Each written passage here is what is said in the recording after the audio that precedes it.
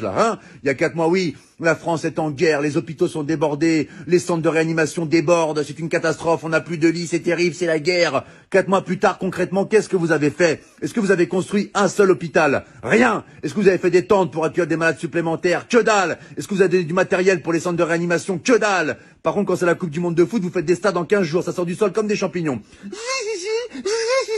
Les stades, ils les font en 3 semaines. En Chine, ils ont fait un hôpital en 10 jours. Nous, ça fait 4 mois, on n'a même pas des couvertures en plus. Un oreiller non plus? Bon, bah écoute, c'est super, hein, vive la France.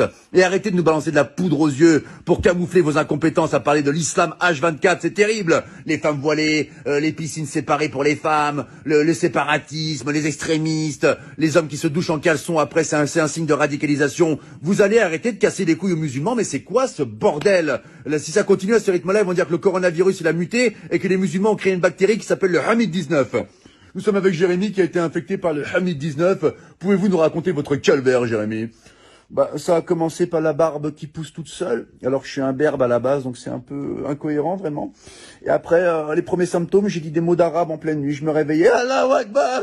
Et là, vraiment, c'était vraiment difficile. Et le point final, ça a été quand je mangeais avec maman. Elle m'avait préparé un cassoulet, c'est une bonne vivante, maman. Et puis là, d'un coup, il y a une phrase qui est sortie. Ashhadu an la ilaha illallah wa ashhadu anna Muhammadan Rasulullah. Le verdict était sans appel. Maman a appelé les pompiers. C'était le Hamid 19. Mais aujourd'hui, ça va beaucoup mieux. Hein. Je vais à la chasse avec mon berger allemand et je fais de la pétanque avec papa. Voilà, c'était Jérémy qui a été infecté par le Hamid 19. Laissez les musulmans tranquilles, c'est insupportable. On a l'impression qu'il y a que eux qui existent dans le monde, vous les massacrez H24. Là, je m'adresse au peuple de France. Il faut qu'on défende nos frères musulmans, ce sont des Français à part entière comme nous. C'est comme si on laissait un gamin à l'école se faire tabasser par 10 personnes et qu'on réagissait pas. Il faut qu'on les défende, d'accord? Les médias se servent d'une minorité pour salir une majorité. Ils leur cassent les couilles. La plupart des musulmans, ils sont en France, ils sont sans problème, on les entend jamais. Ils veulent une vie tranquille comme vous, comme moi, comme nous tous. Laissez les musulmans tranquilles. Et là, c'est pas un rebeu, c'est pas un Renoir qui vous parle. C'est un blond aux yeux bleus qui vient de Bretagne et qui t'emmerde, espèce de facho de merde.